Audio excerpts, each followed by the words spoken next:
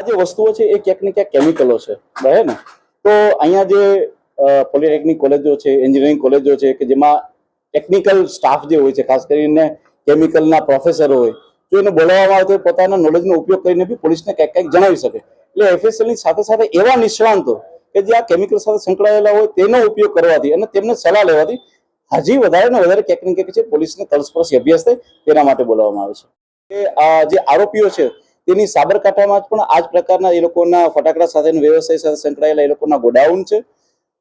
એ લોકોનો શાસ્ત્રીય પક્ષ પણ ત્યાં થાય છે અને સાથે સાથે આ લોકો જે છે એ ભાગ્યા છે ત્યારે કેટલાક લોકોનો સંપર્ક કરેલો હતો. પોલીસે આ 2 આરોપી સિવાય બીજા 4 જેટલા આરોપીઓને હાલમાં પૂછપરછ માટે પોતાની પાસે અહીંયા રાખ્યા છે કે જેમાં એ લોકોને ભગાડવામાં એમની સાથે હતા અને કેટલાક લોકો જે છે એમના મોબાઈલ ડિસ્ટ્રોય કરવામાં એમની સાથે હતા અને સાથે સાથે આમનું જે એકાઉન્ટ સંભાળી રહ્યા હતા, એટલે કે જે એકાઉન્ટના જે એમના અધિકારીઓ હતા એ સાથે છે, એમનું જીએસટી નું સંભાળી વાળા સીએ ના અધિકારીઓ હતા એ પણ એમની અમારી સાથે છે.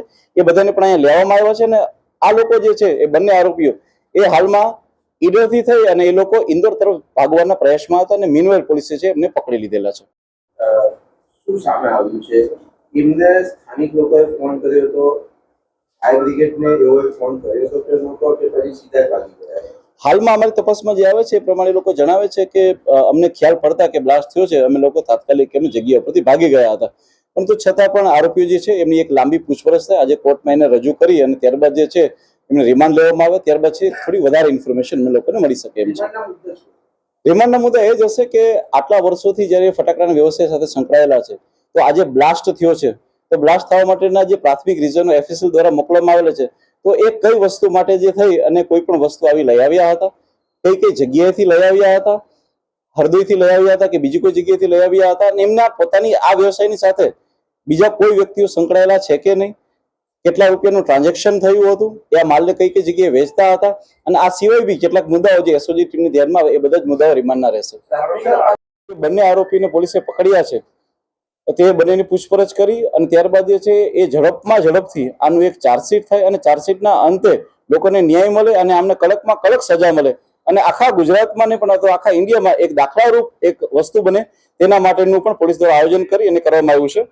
ત્યારબાદ ઘણી વખતે હાલમાં જે અમારી એફએસએલ ટીમનો એક અભિપ્રાય આવેલો છે કે એલ્યુમિનિયમ પાવડર અને યલો ડેક્સ્ટાઇન ઉપરનો છે કે ખરેખર જે છે એ વિસ્ફોટ શેના કારણે થયેલો છે. હું આપ લોકોને જણાવું કે પોલીસ દ્વારા જે છે એ એફએસએલ પાસેથી જે પ્રાથમિક જે કારણ આવ્યું છે એ આવ્યું છે એલ્યુમિનિયમ પાવડર. એલ્યુમિનિયમ પાવડર જે છે એ બેઝિકલી એ ઓપન માર્કેટમાં એ વેચાય છે અને કોઈ પણ વ્યક્તિ એલ્યુમિનિયમ પાવડરને ખરીદી શકે છે અને વેચી બી શકે છે. પરંતુ એલ્યુમિનિયમ પાવડર જે છે એ ફ્લેમેબલ મટીરિયલમાં આવે છે અને તે જે છે એ પરંતુ એ નોન એક્સપ્લોઝિવ મટીરિયલ છે, એટલે કે તેમાં એક્સપ્લોઝનની શક્યતા નથી. એના કારણે થઈને કોઈ પણ વ્યક્તિ તેને વેચાણ કરી શકે છે. પરંતુ એલ્યુમિનિયમ પાવડર જે છે એ જ્યારે સળગે છે ત્યારે ખૂબ મોટી માત્રામાં એનર્જી પ્રોડ્યુસ કરે છે. જો એ ખુલ્લામાં સળગાવવામાં આવે છે તો તે ખુલ્લામાં સળગી અને આથમી જાય છે, પરંતુ જો બંધ કમરામાં હોય જે એને પૂરતી જગ્યા ન મળે તો એના કારણે થઈને બ્લાસ્ટ થવાની શક્યતા રહેતી હોય છે. આ અમારું એક પ્રાથમિક તારણ છે. એલ્યુમિનિયમ પાવડરના જે ઉપયોગો જે હોય છે તે માત્ર ફટાકડામાં નહીં પરંતુ એ મેટલ ઉદ્યોગમાં ખાસ કરીને પેઇન્ટમાં અને કોટિંગ માટે પણ વપરાતો હોય છે, તેના માટે થઈ અને ખુલ્લા બજારમાં વેચાણ થાય છે. જે યલો ડેક્સ્ટાઇન છે બેઝિકલી જે છે એક યલો કલર માટેનું હોય છે એવું હાલમાં એફએસએલ દ્વારા જણાવવામાં આવી રહ્યું છે. પરંતુ હજી પણ અમારી એફએસએલની ટીમમાં કામ કરી રહી છે કે જે એલ્યુમિનિયમ પાવડર હતો એ એટોમાઇઝડ હતો કે નોન એટોમાઇઝડ હતો, બીજા અનેક પ્રકારના રિપોર્ટ કરીને એફએસએલની ટીમ જે છે એ હાલમાં અમને એક તલસ્પર્શી અભ્યાસ કરીને આપશે. ત્યાં ઈ સાક્ષ્યનો ઉપયોગ કરી તમામ જગ્યાની વિડીયોગ્રાફી અને ફોટોગ્રાફી કરી આગળની જે કાર્યવાહી હાલમાં કરવામાં આવી રહી છે. આ ઉપરાંત હું આપને કહું કે જે આરોપીઓ છે એની પણ આજે ઘણી બધી પૂછપરછ કરવામાં આવી છે અને આ આરોપીની પૂછપરછના અંતે એ ખ્યાલ આવે છે કે આ આરોપીઓ જે છે એ છેલ્લા 18 કે 13થી વધારે વર્ષોથી એ ફટાકડાના વ્યવસાય સાથે જોડાયેલા છે અને વર્ષોથી તે ફટાકડાનો ધંધો કરે છે અને તે લોકો શિવકાશીથી ફટાકડા લેવાની સાથે જોડાયેલા છે. પરંતુ આ ગુનાને વધારે ઊંડાણપૂર્વક તપાસ થાય તેના માટે થઈ આના તમામ એકાઉન્ટની બેંક એકાઉન્ટની તપાસ કરવામાં આવી રહી છે. એ લોકોએ જે જગ્યાએથી માલ ખરીદતા હતા એ તમામના જીએસટી બિલ સાથેનો એક ઇતિહાસ અમે લોકો ચેક કરી રહ્યા છીએ.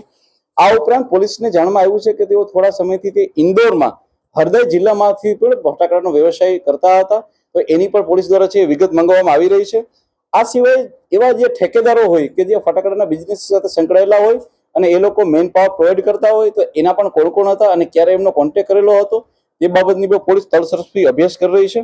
આ ઉપરાંત બીજો કોઈ પણ માલ હોય કે જેવી રીતના પોલીસને ધ્યાનમાં આવ્યું છે કે ત્યાં એલ્યુમિનિયમ પાવડર અને યલો ડેક્સ્ટાઇનની હાજરી હતી. તો આ વસ્તુઓને પણ ક્યાંથી લાવવામાં આવી છે તેના માટેની એક સ્પર્શી એક અભ્યાસ ચાલુ છે.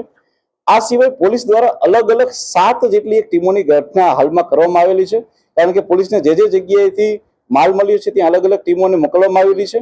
જેમ કે અમારી સાયબરની ટીમ હાલમાં બંને અપરાધીઓના સીડીઆર અને આઈપીડીઆર ઉપર વર્ક કરી રહી છે કે તેઓ છેલ્લા કેટલા સમયથી કોની સાથે કનેક્શનમાં હતા, એ લોકો ક્યાં ભાગ્યા, ક્યાં રોકાયેલા હતા અને કેવી રીતના જે છે એમણે પોતાના મોબાઈલને ક્યાં આપ્યા હતા. આ સિવાય પોલીસની એક ટીમ હાલમાં તમિલનાડુ ખાતે, એક ટીમ જે છે રાજસ્થાન ખાતે, એક ટીમ એમપી ખાતે અને એક ટીમ જે છે એ અમદાવાદ ખાતે પોલીસે રવાના કરેલી છે, જેથી કરીને આની અંદર બીજા જે પણ આરોપી હોય તેને પણ પોલીસ દ્વારા જે છે એ ઝડપથી એની ધરપકડ કરવામાં આવે.